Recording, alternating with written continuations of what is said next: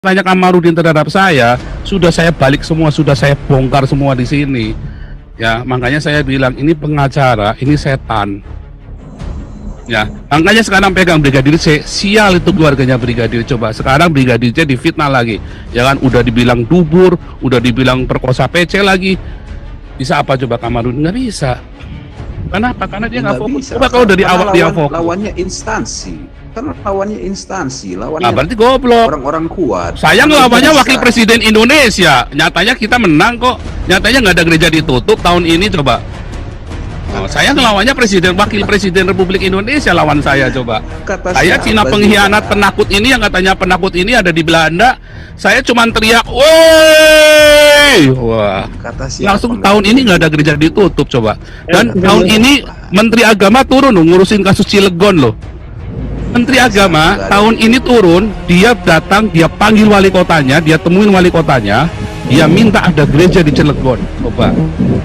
Setelah puluhan tahun sejak Indonesia merdeka nggak ada gereja di Cilegon, gara-gara saya teriak tahun ini Menteri Agama turun sendiri loh ngurusin gereja di Cilegon loh.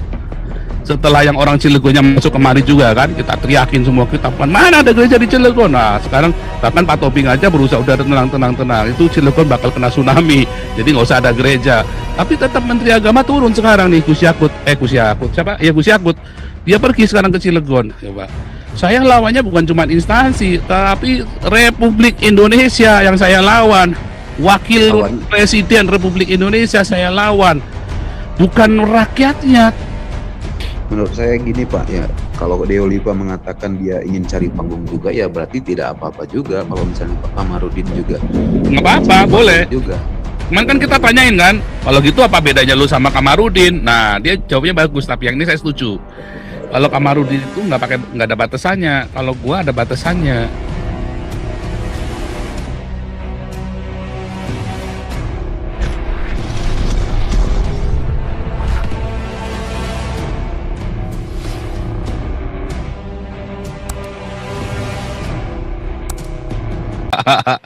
Lanjut Pak Sutrisno, ada lagi? Ya Pak Paul, gini Pak, saya yang tadi malam dengan Pak Diolipa itu memang gimana ya Pak ya, saya sebenarnya mau masuk gitu loh, cuman tak lihat, wah ini di awal-awal kok malah debat sama Pak Paul ya. Loh enggak apa-apa, bagus kan?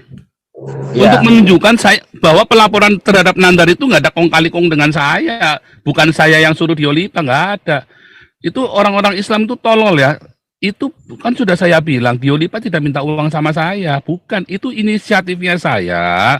Oh, ini iya, loh, iya. Ini apresiasi ya kalau Anda tertarik dengan proyeknya Diolipa. Bentar, saya tunjukkan ini ya. Silakan transfer ya, tetapi bukan mana nih? Nomor rekening yayasan kemana? Rekening yayasan. Iya, tadi malam kan Pak Paul sudah tampilkan itu. Memang betul, bukan suruhan Pak Paul, itu kan cuman sebagai kalau yang mau mengapresiasi, yang mendukung. Iya. Kalau Anda mendukung dengan pelaporannya Nandar, Anda boleh transfer. Bukan saya bayarin Diolipa. Enggak lah, saya nggak kenal Diolipa. Saya kenal itu baru kemarin, yang saya bilang ini besok Diolipa mau datang. Saya paginya baru kenal sama Diolipa, baru dikasih nomor teleponnya sama temennya Ibu Lisoy Putra Siagian itu. Orang Batak juga. Ya kan? Nah, dari situlah terus saya tak telepon, tak kejar Diolipanya.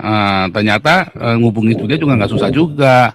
Nah, adapun kalau Diolipa tidak setuju dengan saya, tetapi kalau kemarin itu tuh biasa yang begitu-begitu.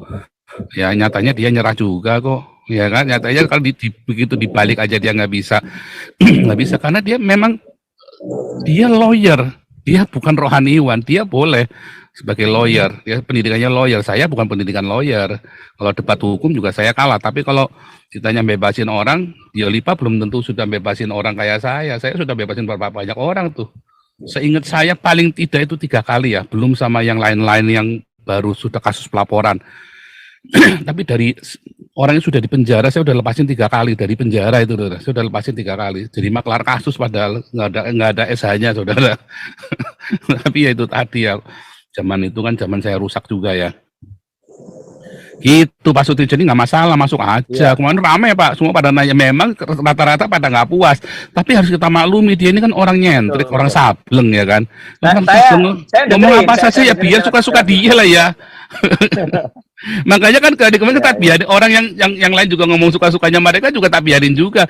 Ya ini orang Iya, iya, suka-suka ngomongnya, orang lain ngomong suka-suka ya sama-sama suka-suka terserah dia. Yang penting iya. bisa nyambung, gitu kan? Ya, terus ya kemudian ini Pak Paul. Tadi Pak Paul menyinggung masalah Putri, ya kan Putri Chandrawati.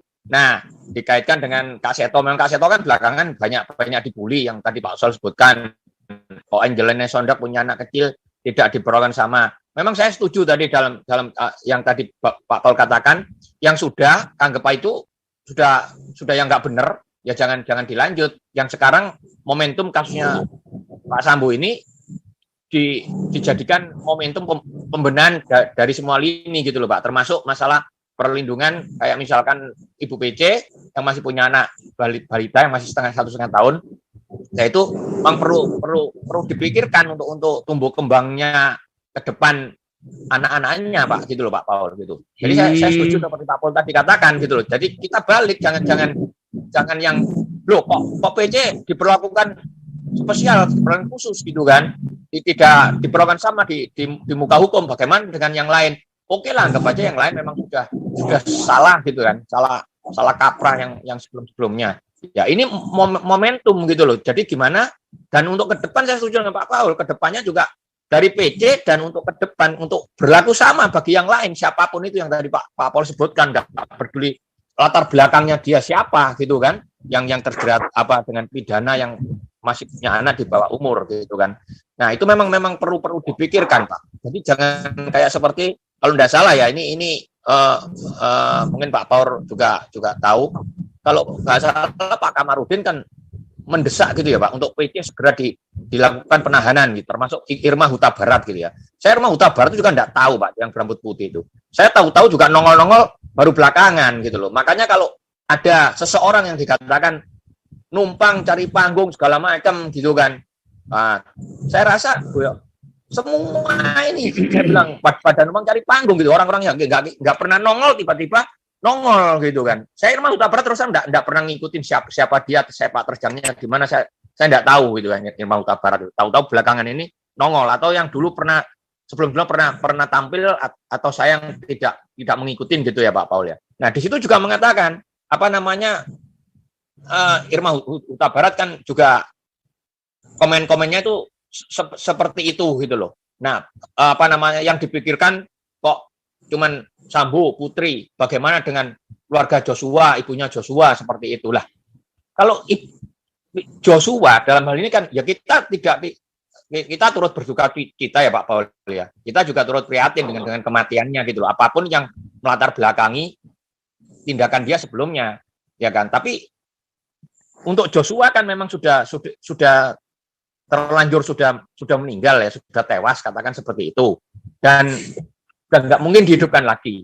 Nah, kalau yang kita bicarakan ini kan kayak kasusnya kayak si pelakunya Pak Sambo dan istrinya Ibu PC, khususnya yang masih punya anak balita ini lah. Ini kan masih ada harapan untuk masa depan gitu loh Pak Paul. Tumbuh kembang anak, psikologi anak itu gimana? Kan nggak mungkin Pak anak mau dibawa di penjara itu otomatis pertumbuhannya juga nggak akan benar gitu kan. Nah, untuk belum dilakukan penahanan terhadap Ibu PC, saya sangat mendukung Pak Paul gitu loh. Dan status tersangkanya itu pun tiba-tiba dikaitkan dengan pembunuhan berencana diterapkan pasal 340, itu pun saya juga masih mempertanyakan dalam hal ini gitu Pak Paul gitu loh.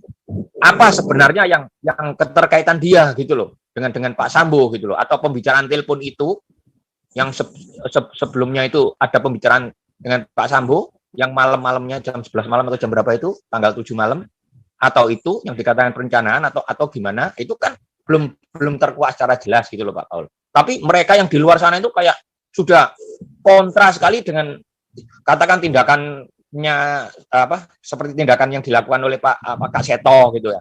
Ya itu betul gitu loh. Memang saya dukung gitu loh, itu Pak Paul gitu loh. Jadi kita perhatikan juga terhadap Anak-anaknya. Melihat tersangkanya tok gitu loh, Pak. Anak-anaknya ini. Saya kira kematiannya Anak-anaknya, Pak. Brigadir Jangan J yang berita, sekalipun Pak. ya, Yang masih umur 21 tahun itu anak saya umur 19. ya, sekalipun enggak gini, sekalipun Brigadir J itu Iya, memang Pak. ada salah sama keluarganya Sambo. Balik lagi ya. Sambo Betul. ini penegaknya penegak hukum loh. Harusnya dia nguasain diri. Harusnya serahkan pada hukum kan. Nah di situ Ya. masalahnya Sambo. Apapun mungkin bukan dia. Yang penting dia sudah berani pasang badan. Ya kan, mungkin dia yang lindungi putri apa yang lindungi anaknya kita nggak ngerti. Pokoknya dia berani pasang badan, ya harus dihukum seberat-beratnya. Kalau istrinya dia bukan penegak hukum, ya kan. Tapi kalau Sambo kan Ya. penegak hukum, dihukum seberat-beratnya, nggak boleh lolos. Ini mah bisa lolos, ini bisa cuma 5 tahun aja bisa ini. Oh, Kalau 5 tahun asimilasi, 2,5 tahun. Kalau saya Pak Paul ya, saya walaupun dalam proses penyidikan disangkakan pasal 340 subsidiar 338 junto 50 sekian itu, saya rasa nanti dalam tuntutan jaksa terutama putusan hakim itu vonisnya nggak bakal itu nanti dikenakan 340 itu. Kalau saya rasa Nggak bakal lolos sih, kamu lolos udah pasti. Dan dan paling kena sekian tahun, jalani 2/3, terus pembebasan bersyarat, sudah gitu kan ya. Sekarang kita lihat yang tadi Pak Paul singgung yang berkali-kali di Zoom ini ya, kayak kasusnya KJ. Dengan bobot kesalahan yang sama, penistaan agama, yang dilakukan KJ dituntut 10 tahun, yang belakangan kena 6 tahun. Tapi si Yahya Waloni, nah tuntutannya cuma 7 bulan, vonis 5 bulan. Di situ di mana Pak letak keadilan? Dengan kasus yang sama, makanya ini walaupun kasus dikenakan pasal 340 yang tuntutan maksimalnya hukuman mati, saya yakin itu nggak akan berlaku tuh Pak Paul gitu loh. Udah bullshit gitu kalau. Nah ini nanti yang akan bullshit lagi kalau Sambo cuma kena 5 tahun Pak, KJ kena 6 tahun, Sambo kena 5 tahun. Wah ini bullshitnya maha bullshit ini Pak. Betul. Hukum itu sudah, hukum itu nggak tahu sekarang milik siapa, siapa dan siapa yang memutar balikan hukum itu kita itu sudah mumet. Apa yang dikatakan Pak Alvin kembali lagi itu Pak, itu betul semua kebobrokan. Makanya kita mau. Pak Alvin kan tadi malah mengatakan kalau polisi itu anggap aja sudah biasa gitu loh. Tapi yang di luar biasa itu ya kejaksaan sama kehakiman. Kejaksaan itu sudah lebih ngeri ya. Ini kalau sampai benar-benar Sambo ini kena 5 tahun, wah ini bullshit bener ini. Bullshit bener ini kalau sampai 5 tahun beneran ini. Ya, aduh. Harusnya itu ini ya. Ya udahlah cuman bisa ini Stephen Holy Sirait. Shalom. Stephen Holy. Gitu Tidak ada dong dendam di antara seger. Tidak ada dendam di antara kita. Oh nggak ada dong, kan boleh berbeda pendapat boleh. Kalau nggak tampak muka ya nggak boleh. Tapi kalau tampak muka boleh ya, di sini boleh beda. Anda boleh nggak setuju dengan Pak Jendra Topin juga boleh. Tapi kan pokoknya harus tampak muka ya kan. Kalau sudah pokoknya no hard feeling ya kan. Yang hard feeling itu yang si itu ya, kodok dalam tempurung siapa itu ya? Iya. Yang lantang itu sampai sekarang kapok dia nggak mau masuk lagi ya, sayang ya. Padahal dia bagus. Cuman saya di kick kemarin. Saya di kick kemarin. Nggak mungkin dong, kalau di kick nggak bisa masuk sini dong. Kemarin ya kalau di remove pasti nggak bisa masuk, karena saya settingannya kalau remove nggak bisa masuk lagi. Iya nggak bisa masuk lagi saya. Hah? Kemarin kan saya. Loh, ini bisa masuk sekarang? Ya ini kan hari ini sekarang. Loh itu enggak, selamanya nggak bisa masuk, harus ganti email. Iya di kick kemarin aja, sewaktu saya coba lagi untuk masuk. Nggak bisa, nggak. Gini, settingan di Zoom ini kalau di remove pasti nggak bisa masuk lagi selamanya. Kalau masih bisa masuk, berarti kemarin mungkin signalnya yang kurang kuat, karena Zoom itu kalau signalnya nggak kuat dia nggak bisa masuk.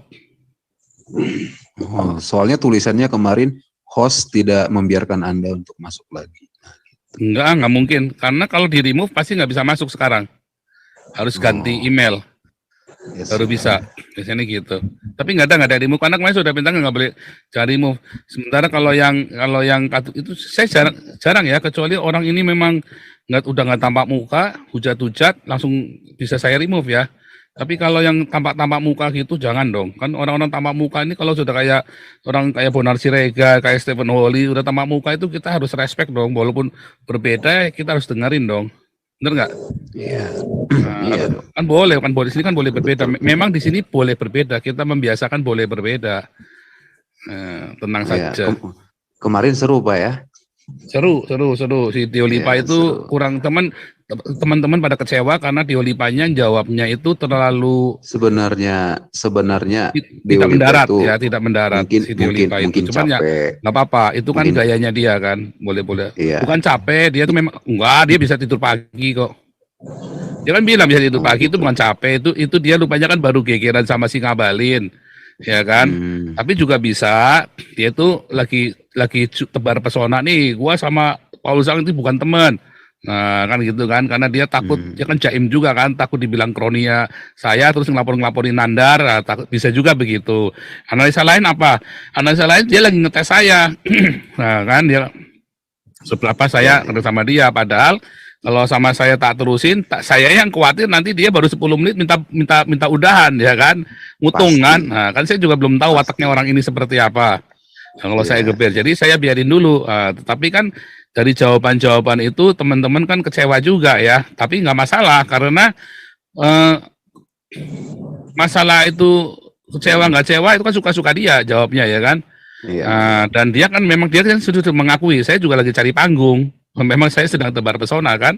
Dia kan Iya. mengakui kalau dia juga lagi cari nama juga, cari sensasi juga. Ya nggak apa-apa. Sekarang dia ngelaporin Nandar. Ya udah kita sekalian aja kan, kita tumpangin aja kan. Oke kita support, nah, gitu aja kan. Iya. Berarti ya nggak apa-apa juga kan. Nggak Misalnya apa-apa, boleh. Boleh, Pak walaupun Kamarudin, teman-teman banyak yang kecewa kemarin ya tuh ya. Pak Andi apalagi tuh marah-marah kemarin sampai nggak apa-apa, Pak Andi nggak boleh saja, nggak masalah. Pak Andi itu eh, orangnya kan realistis ya kan. Beda ya kan kalau kita biasa di luar negeri ya kita kalau ngomong itu nggak mau yang normatif, kita ngomong faktanya begini. Nah kalau Tio Lipa itu karena seniman dia ngomongnya normatif. iya, iya, iya. Gitu. Ya, jadi menurut saya gini Pak, ya kalau Tio Lipa mengatakan dia ingin cari panggung juga, ya berarti tidak apa-apa juga kalau misalnya Pak Kamarudin juga Nggak apa-apa, boleh. juga. Cuman kan kita tanyain kan, kalau gitu apa bedanya lu sama Kamarudin? Nah, dia jawabnya bagus, tapi yang ini saya setuju. Kalau Kamarudin itu nggak ada batasannya, kalau gua ada batasannya. Nah, disitulah semua orang cari panggung. Tadi siapa yang ngomong ya? Boleh cari panggung. Semua tiba-tiba pengen terkenal. Boleh. Kalau saya nggak, saya dari dulu sudah terkenal. Dari 2017 saya belum main YouTube, saya sudah dikenal, sudah kemana-mana suara saya itu, ya kan? Jadi saya nggak cari panggung dan saya tidak cari uang buat saya sendiri juga. Nah, saya ini punya masa lalu yang tidak baik ya. Kalau saya cari panggung, orang mencibir nggak? Mencibir. Musuh-musuh saya dulu, alas tai lu, bajingan juga kan begitu kan. Orang yang dulu saya sakiti pendeta-pendeta apa lu dulu gua diginiin sama lu diginiin. Saya nggak mau cari panggung, saya tahu. Nah, tapi tiba-tiba TV One sama yang lain-lain memberi saya panggung. Nah ya terserah, saya kan juga nggak cari panggung kan. Nah kemudian kalau masalah Kamarudin itu bukan cari panggung lagi dia, itu memang udah benar-benar psikopat akut itu loh. Jangan. Ini contohnya nih, buktinya sekarang ini nih, Komnas HAM ini. Silat Komnas HAM ini contohnya nih, Komnas HAM ini. Akhirnya kan Komnas HAM coba belokin gampang sekali kan. Kemana apa? Saya maki-maki si Sambo, udah dengan ngomong dengan kayaknya ya. Sekarang tiba-tiba apa? Brigadir J memperkosa putri. Aduh. Nah ini nih. Tapi nggak masalah. Yang penting Sambo sudah mengakui. Oke, yang itu sudah kita anggap ini hanya drama saja. Tetapi jangan sampai Sambo lepas. Ini bisa lepas Sambo ini, bisa cuma 5 tahun ini gara-gara si Komarudin nggak fokus. Harusnya biarkan si Saur Siagian bekerja. Kan yang pelapor pertamanya kan Saur Siagian, pelapor pertamanya Sambo ini kan. Bukan si Kamarudin mah tiba-tiba nemplak aja dia. Terus ditutup. Saur Siagian ini menurut seorang wartawan senior teman saya, orangnya polos Pak, lugu-lugu begitu, on gitu. Tapi ini orang cerdas, cuman nggak pinter tebar pesona. Dia kalah terus Pak. Ya mungkin ada koneksi lah dari Saur Siagian ke Pak Kamarudin. Kan nggak ada. Ya kita nggak tahu. Mungkin Saur Siagian butuh duitnya Kamarudin apa kita nggak ngerti kan. Yang namanya orang Batak itu perkumpulannya kuat dari marga. Jadi Ya kita nggak tahu ya, kita nggak tahu yang terjadi. Ini kan sini banyak orang Batak juga di sini kan. Pak Iya, Toping aja nggak setuju. Pak Toping aja bilang harusnya pengacaranya jangan Kamarudin. Ya, Pak Santi Amar aja keberatan, ya kan? Tadi saya baru tonton channelnya Pak Joshua TU. Ya. Cuman saya nggak Ya, Joshua TU lagi Pak rujukan. Enggak. Saya nggak melihat JT-nya ya. Saya nggak melihat JT-nya. Saya hanya melihat penjelasan Pak Kamarudin. Aduh, nggak percaya saya itu berdua sama aja. Tentang Pak Paulzang, ternyata penjelasan beliau juga masuk akal juga kalau menurut saya, gitu Pak. Iya. Jadi gini ya. Jadi permasalahan lihat ya, apa yang mereka tuduhkan ke saya akhirnya balik ke mereka sendiri semua kan. Dia ngomongin saya psikopat buronan. Akhirnya yang buronan siapa? Saifuddin. Dia bilang saya curi uang. Katanya curi duit siapa? Kamarudin sama Saifuddin.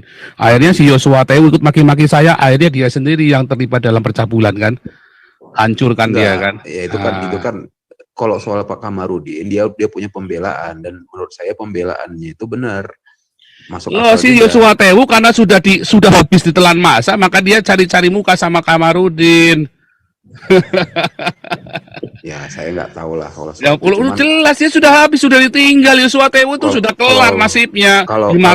Di mata orang Kristen dia sudah kelar, di mata orang Islam sudah kelar, tinggal dia di mata Tuhan bener apa enggak. Mau bertobat nggak bertobat ya kelar juga dia hidupnya. Saya kan bilang nggak memandang Joshua TU-nya, yang saya lihat di situ pembicaraan dari Pak Kamarudinnya. Nah iya kan Kamarudinnya kan saya bilang Kamarudin nuduh saya semua apa yang di Kamarudin tuduhkan kepada saya kembali kepada dia dan kepada kroninya semua tentang memakan uang ya itu ya. Tapi Pak Kamarudin juga memiliki pembelaan kalau beliau tidak memakan uang dan dia makan uang jelas. Buktinya kan nggak ada Pak. Buktinya ada saya Saifuddin dong kan mereka berdua sama Saifuddin kan. Buktinya nggak ada Pak, sedangkan yang menemani MKC saja Pak Kamarudin kan. Nah iya duitnya kan yang megang siapa? Saifuddin kan. Dan itu sudah dikonfirmasi ke Pak KC. Jadi tidak ada permasalahan lagi di situ Pak. Ya, duit namanya kan tidak ada lagi. Artinya kan sebelumnya ada. Lalu karena sudah terbongkar, karena sayanya nyerang terus, mereka panik. Akhirnya mereka harus kembalikan. Nah sekarang pertanyaannya, ya apakah benar memang duitnya diambil Joshua TU? Karena dari si Ceker Babi ngomong sama saya, ya bahwa istrinya Saifuddin ngomong itu cuma 50 juta, kenapa bisa jadi 200 juta, ya kan? Nah, kamu kan nggak tahu yang itu kan? Kalau saya bilang, lebih baik kalau saya bilang, saya yang ada di Zoom ini nonton channelnya aja, pembelaannya bagaimana. Menurut saya itu masuk akal. Itu aja sih. Nggak ada yang masuk akal omongannya mereka, semua bohong dengan bohong. Nyatanya dia saja nggak berani masuk sini. Dibuktikan Pak. Kalau buktikan kan sudah Saifuddin sudah mengakui sendiri ada selisih dengan 200 juta. Padahal apakah benar 200 juta? Ya mungkin lebih. Itu kan omongannya.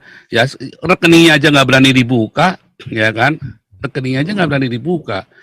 Minimum di situ ada 400 juta, ya kan? Kok buka dugaan? Saifuddinnya ngomong kan dulu sudah pernah tunjukkan di sini semua.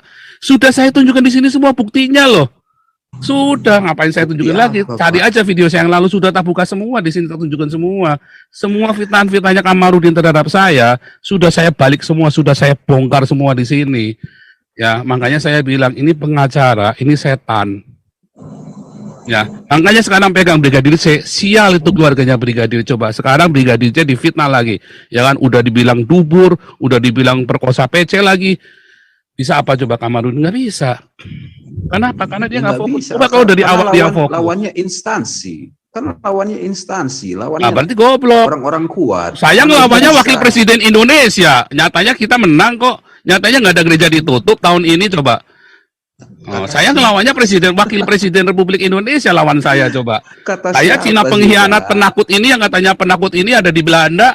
Saya cuma teriak, woi, wah. Langsung tahun ini nggak ada gereja ditutup coba. Dan tahun ini Menteri Agama turun loh, ngurusin kasus Cilegon loh. Menteri Agama Nggak ada. tahun ini turun, dia datang, dia panggil wali kotanya, dia temuin wali kotanya, dia minta ada gereja di Cilegon. Coba.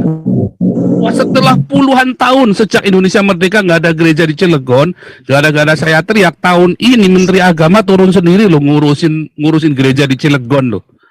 Setelah yang orang Cilegonnya masuk kemari juga kan, kita teriakin semua, kita mana ada gereja di Cilegon. Nah sekarang bahkan Pak Tobing aja berusaha udah tenang, itu Cilegon bakal kena tsunami, jadi nggak usah ada gereja. Tapi tetap Menteri Agama turun sekarang nih, Gus Yakut siapa ya, Gus Yakut, dia pergi sekarang ke Cilegon. Coba, saya lawannya bukan cuma instansi, tapi Republik Indonesia yang saya lawan, wakil presiden Republik Indonesia saya lawan, bukan rakyat tapi Republik itu yang saya lawan, karena terjadi anak-anak Republik Indonesia harus pergi ke luar negeri semua. Kayak Andi USA ini orang pinter, saudara, kerjanya di Silicon Valley. Kenapa dia pergi? Karena dia nggak diakui sama orang Indonesia, sama Republik Indonesia. Dia terpaksa harus keluar. Kayak saya mau berjuang di Indonesia, kayak KC di penjara, bisa apa KC sekarang? Nggak bisa apa-apa. Saya teriak, wah kira-kira semua. Kita masuk, kita kumpulin para jenderal, kita kumpulin para lawyer, kita kumpulin orang-orang pinter seperti Pak Santiamer, Pak Topik, kita kumpulin Pak Ponto di sini, kita kumpulin ya Damaris, kita punya ambulan sekarang, kita punya segala macam. Kalau saya di Indonesia nggak bisa bikin begini. Tapi karena saya di luar, itu namanya cerdik, namanya berhikmat, itu namanya pinter. Ya kan? Dan sekarang siapa yang bisa tangkap saya? Saya mau ngoceh apa saja, mau kentutnya model warna apa, baunya kayak apa, nggak bisa aja kalian tangkap saya. Ya kan? Nah, itulah. Nah, sekarang tinggal keputusan saya mau bikin kebebasan ini buat apa? Begitu. Tapi kita lanjut dulu.